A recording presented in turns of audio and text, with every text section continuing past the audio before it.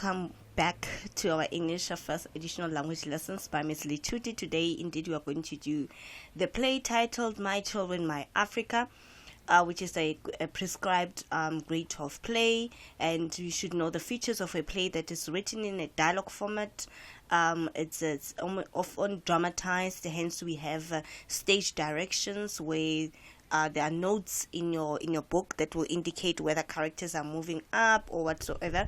Those notes indicate their stage direction to breathe life into the play because it's in a dialogue format, which is a conversations among the characters. The first thing that we need to do is to unpack the title, My Children, My Africa. It's important to understand the title because the title will give you an indication of what to expect in the contents of the play. Now, the title uses an exclamation mark in this, which illustrates the author's sense of agency, which is also somehow passionate or expresses how passionate the author is, and somehow also, not somehow, also coupled with the expression of grief and sorrow, which ultimately paints as a painful mood or a somber mood, that shows emotions of Mr. M, which is one of the main characters in the play, about the wasted future of the children in the whole of Africa. It is an expression of grief and sorrow, especially at the waste of human life and potential. Okay, so in this case, the children are Mr. M students because he is a passionate educator who wants to see the lives of young, vulnerable black students change or being change into a positive light through education. He is vowing for the art of education or the positive impact of education as a tool to transform young lives. Okay, that is which is a Mr. M. And the setting of the play is in South Africa at Zolile High School number 1 classroom. Okay, at Zolile High School number 1 classroom. The aspect of setting is quite important. Please, grade 12, so whenever examiners ask you to describe the setting, don't say South Africa, but become more explicit to say it's Zolile High School number 1 classroom.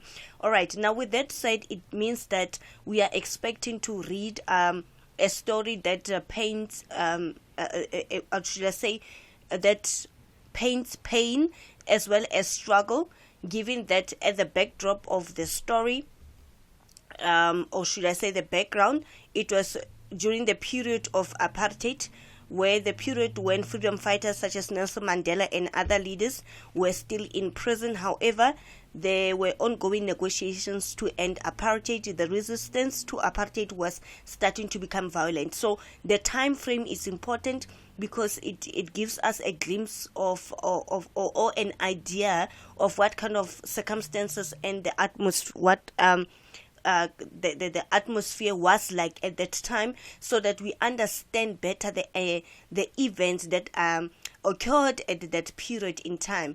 And once we mention the apartheid system, what should come to your mind is the severe inequality that were experienced between blacks and white. And indeed, that is what we are going to read or find out about in the play My Children, My Africa, where we get to see the disparity between Tammy and Isabella, who is from a privileged white background, and Tammy, who is from a impoverished black background. And when the two meet, not only are we learning about the relationship between them as they start to build friendship, but through their friendship we get to understand and deepen our knowledge with regard to the severe inequalities between the two races, from the lifestyle and ultimately to the education system, that which also is going to lead to the major theme of the play.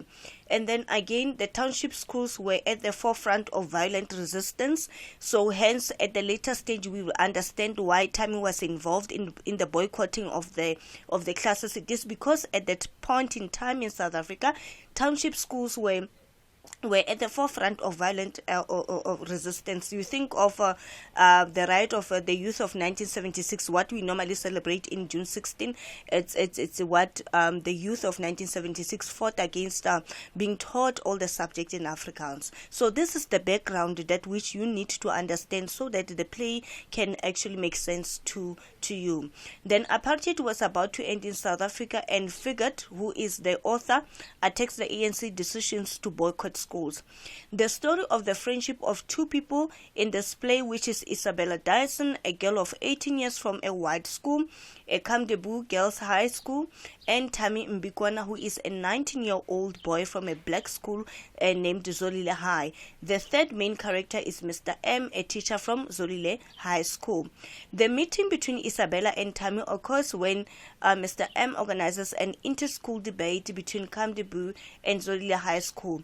It is through Tammy and Isabella's relationship that we come to understand the cruelty of apartheid and the violence of the struggle against apartheid. Just on their initial meeting after the heated debate, once the in the Act 1 Scene 1, I'm yet to get into that, when they start to have a when they start to conversate, to get to know each other more better from their conversation, one can easily pick up this statement, the cruelty of apartheid, which further shows the impact of the inequalities that were brought forth because of the apartheid regime. Okay, the play is also about Mr. M's ideology. It means Mr. M's ideas and belief system that education cannot be sacrificed for political gains.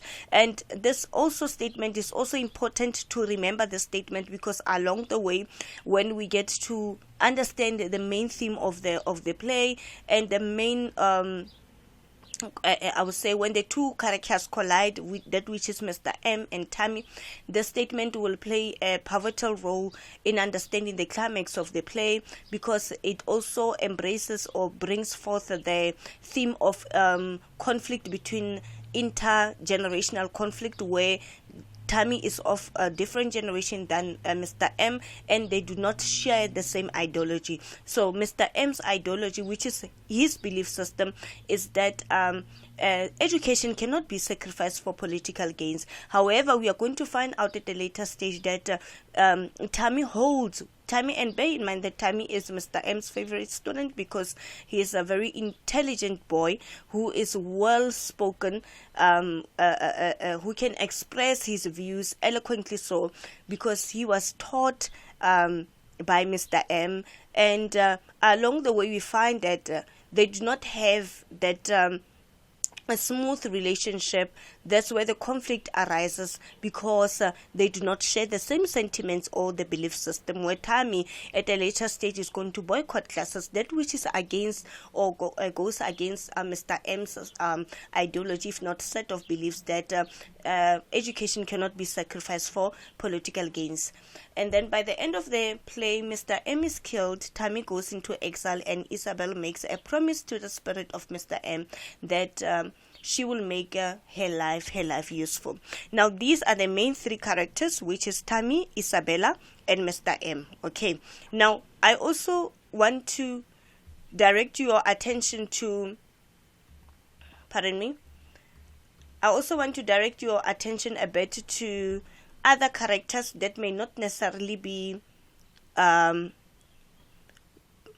active that much in the play, but they are also there. You need to know what you call flat characters.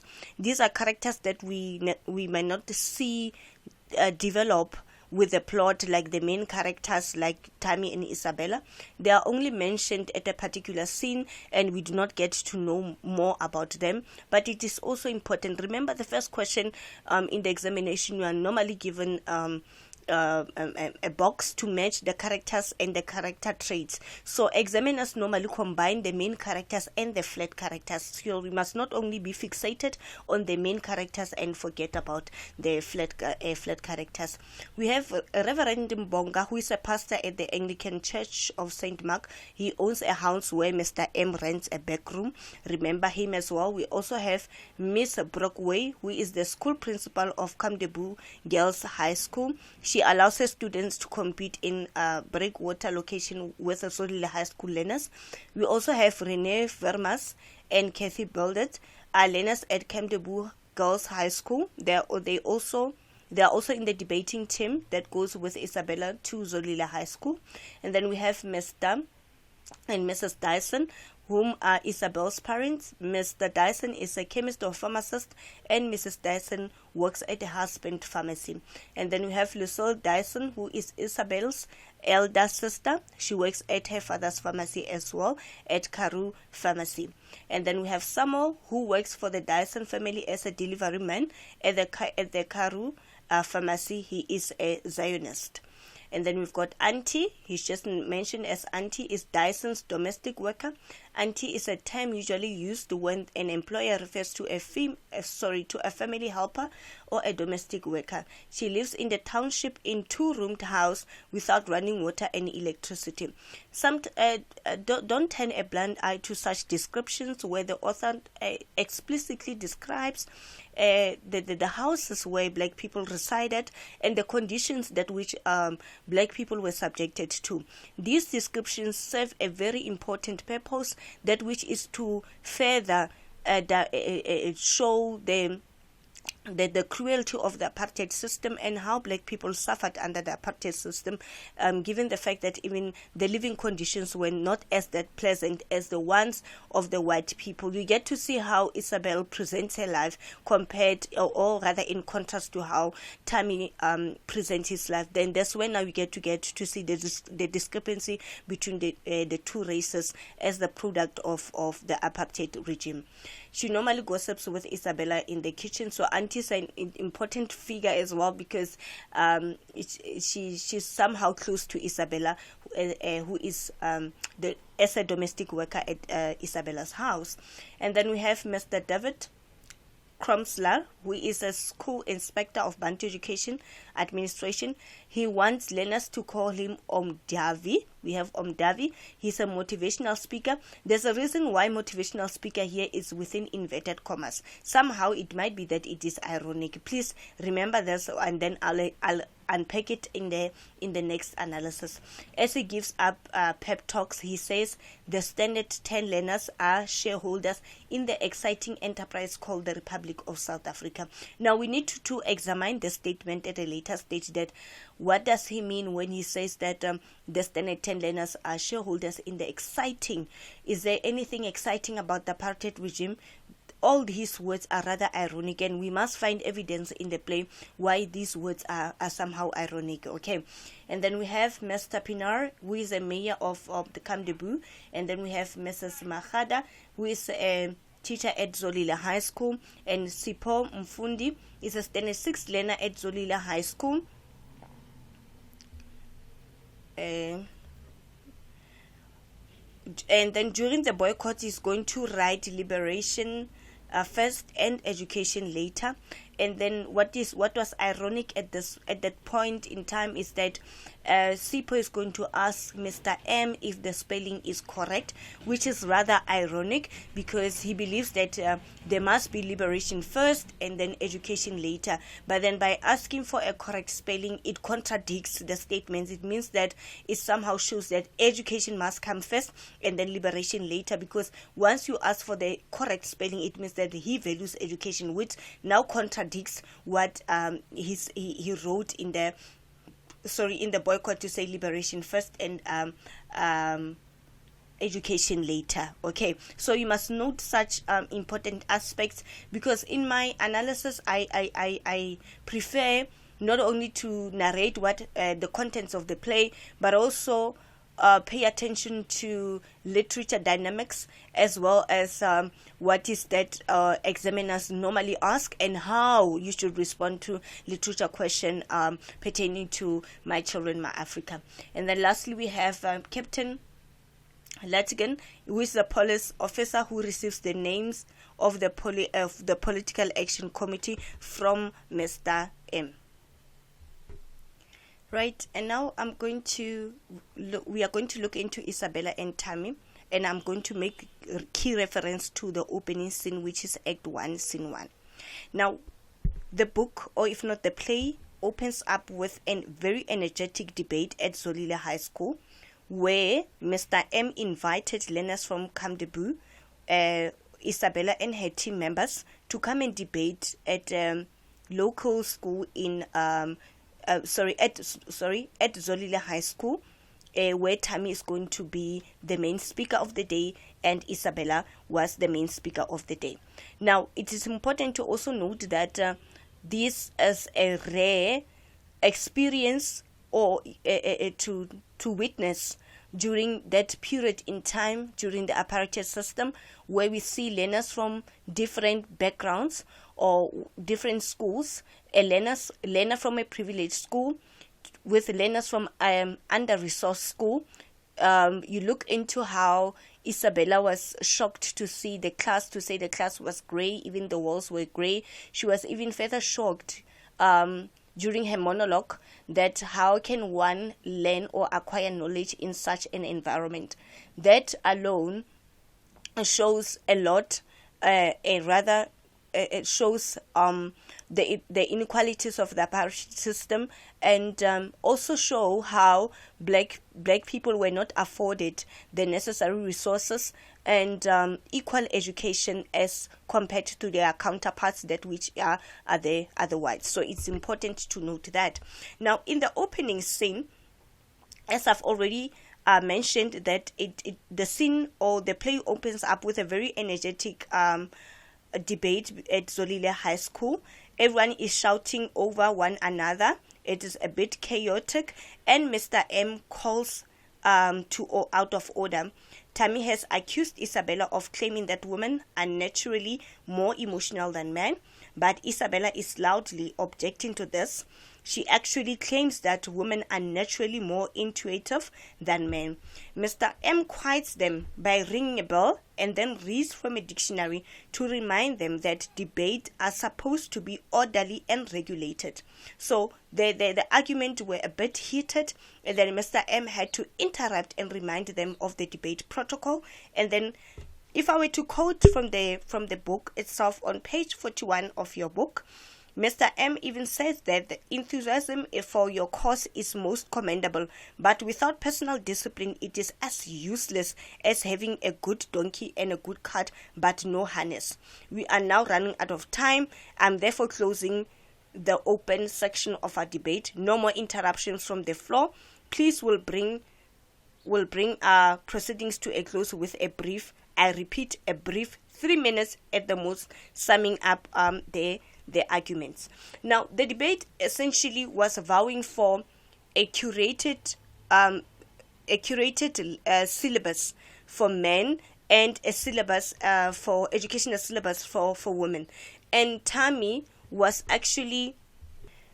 in favor of the topic that women liberation is and he believed strongly that women liberation is a Eurocentric concept that denounces or undermines the African culture or value system.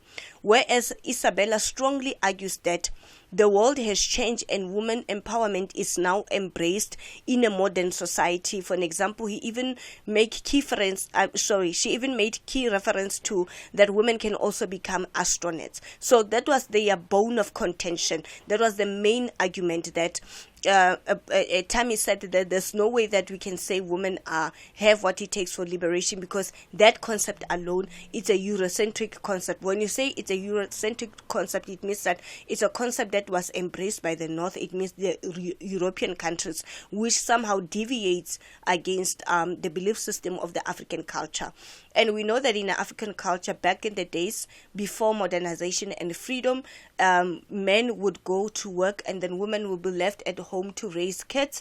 And before modernization, however, Isabella strongly argued that the world is now modernized at that point in time, so women can also become computer scientists or astronauts, which that those were the two heads of argument from Isabella as well and Tammy. And because they were at Zolile High School, you must also note that the audience went wild when Tammy stood up. which he glibly says that they should view him like an oracle representing the beliefs of their ancestors and traditional culture, which also shows the manner in which he expresses his views and ideologies brings forth the element of intelligence and eloquence in his speech. Tammy argues that, as I've already mentioned, that is a foreign concept invented by the same Europeans who have enslaved and exploited Africans for centuries. He claims that women can't do men's job because they are physically weaker and belong in home, as I've already stated. Whereas Isabella tends to give her closing statement, unlike Tammy, she's serious and intensely focused. Remember, she's in a different environment, as they were visiting a black school. As a white girl, she declares that she values African tradition as much as anyone, but traditional gender roles are now holding Africans back. In the 20th century, physical strength doesn't determine people's success anymore, so women can work the same job as men. Those were the closing arguments between the two. And then when we look into, once the debate was over, Mr. M calls for all the students to vote. He reminds them that this vote is a serious responsibility, so they should vote for the stronger argument, not the person they like or the person they think is better. He repeats the topic of debate. Because of essential physical and psychological differences, men and women should follow different syllabus in school. The students vote 17 in favor and 24 against. Mr. M congratulates Isabella on her win, and Tammy compliments her for her closing statement. She explains that Tammy's argument infuriated her. It almost seemed like he really believed in them. Tammy responds that he does believe in them, which further shocks Isabella. Then Mr. M was delighted to see Tammy and Isabella continue to debate, and he praises Isabella for her great achievement. She's debating at Tammy's school, where he's one of the most popular students. So it's also important to note that Tammy is one of the most popular students. He also praises the audience for voting impartially and listening attentively, and he thanks Isabella for coming to debate.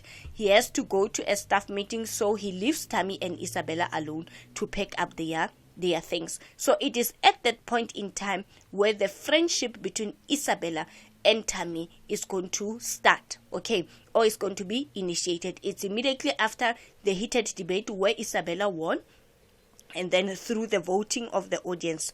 And then Isabella expresses that Mr. M is a great teacher. She says that he named slowly and asked Tammy if he pronounced it right.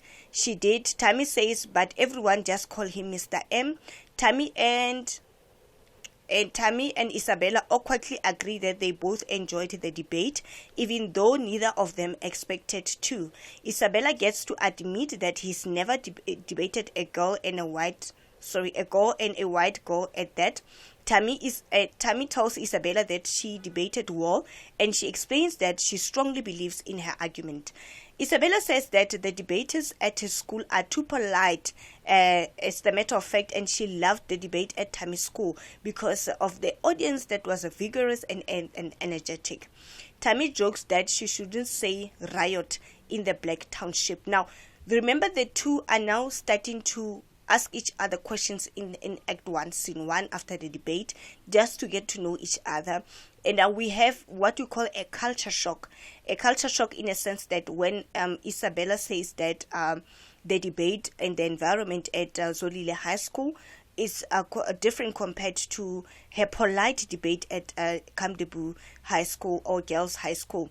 And then she says that at Zolile High School it's a bit enthusiastic and the whole event was a riot. And Tammy says you don't use that word riot loosely like that in a Black Township, because riot it means that will attract the police, okay? And Isabella apologizes. This is one of the examples that shows the differences between black and white, as when they are trying to connect from two different worlds. But Tammy breaks out in laughter and explains that he was joking. Isabella is surprised that he joked about something like police violence, but he assures her that we joke about everything. He says that he should tell her family that he had a great time at a riot in a township. Now, Isabella tells Tammy that her family runs the town pharmacy, which also shows that she comes from a privileged family or household. They're an ordinary happy family, except for the fact that she disagrees with them about everything.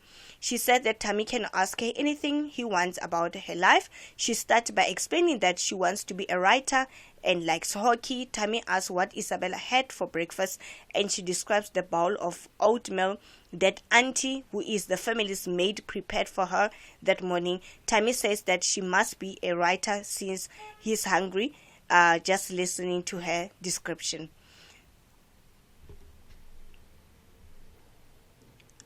All right, and next, Isabella now asks Tammy as well about his family. That's where he jokes that they are average, hardworking black people, and his family's 10th generation. His parents work in Cape Town, and he's living in a country with his grandmother and sister while he goes to school. He jokes that it's safer than big city and starts laughing. Now, more comfortably, Isabella goes through the names on Tammy's class roster and sits down at the wooden desk. She noticed that other names are carved into in the tables, but not his. Tammy explains that he does not want to leave any trace of himself at the school. It's important to note that. Why doesn't he want his trace to be left at the school? This is a beginning of the build up to the climax where we are going to see Tammy turning his back against the school. Isabella is surprised. She admits that school's been pretty fun and straightforward for her, but she imagines that it's easy for Tammy too. He says that he used to love school, but then everything has changed. From Act 1, Scene 1, it's important to note that Tammy says that everything has changed. It means that he no longer loves school like he used to love school. So such statements are important, as they are going to gives us a glimpse of the climax that we'll later get to read about. Now, with that said, a brief analysis of what transpired in the opening scene. We can now see the contrast between the two characters, where the similarities that they are both intelligent and they can articulate themselves eloquently so, but then he lives with her parents, has a domestic worker and a gardener, which shows a privileged family, whereas parents are working in Cape Town and lives with grandmother and sister, then which a lot of black children were subjected to such a family upbringing, where the parents will have to migrate to greater cities to look for employment, and then either the children will be left with their older siblings or with their grandparents. So it's not a foreign story within the black communities. This is a similar a story or historical upbringing of black people, of black children. And then the dad owns a pharmacy, which is Isabella. Again, dad works for the railways, and then mom is a domestic worker. Lives in the center of town. Lives at Bragwater location. Clear about her future. She wants to be a writer or journalist. And then Tammy is not sure. Hence, he says that he doesn't want to leave his trace in the school because things have changed. He no longer loves school like he used to love school. So this is the essence of the opening scene. In the next lesson, we are going to go to now another scene. Right? And in conclusion of the lesson, we did come across a comparison between Bragwater and Kamdibu. And then Bragwater, what does that mean? And the significance of the place. It is an Afrikaans word which means brackish water, which leaves a bitter taste in the mouth. Okay, and this is where let's go back. This is where the location of Tammy. Tammy lived at Bragwater, and then when we get to know more about the place and the significance of the place is that it is an Afrikaans word which means that to leave a bitter taste in one's mouth. It also refers to water that has high salt content, thus had a bad taste. This water cannot be used for crops and human consumption. Now, what is the significance of figurative expression, implication, if not figurative effectiveness of the name of this place in the context of the play? The place is a terrible mess, not conducive for healthy human beings to dwell or to reside in. It is not nurturing or giving life to the people. It is an eyesore, a place with no electricity, small pondoks. It means that they are living in cramped places.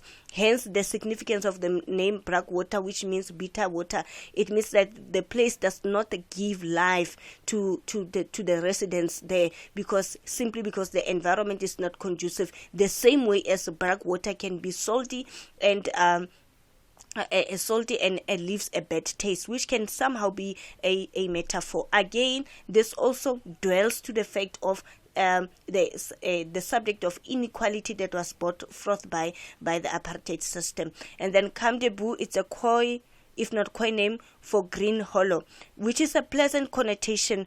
It means a beautiful place to live in, with a restored house where only the white people live. So we get to see the contrast, if not the difference, between blacks and white through Tammy and Isabella. All right. Okay. Now, this was just a lesson to capture the opening scene. We are still going to delve deeper into the upcoming lesson, where now we get to see the climax, the themes, and to see how the two characters evolve from the first scene after the debate and after getting to know each other.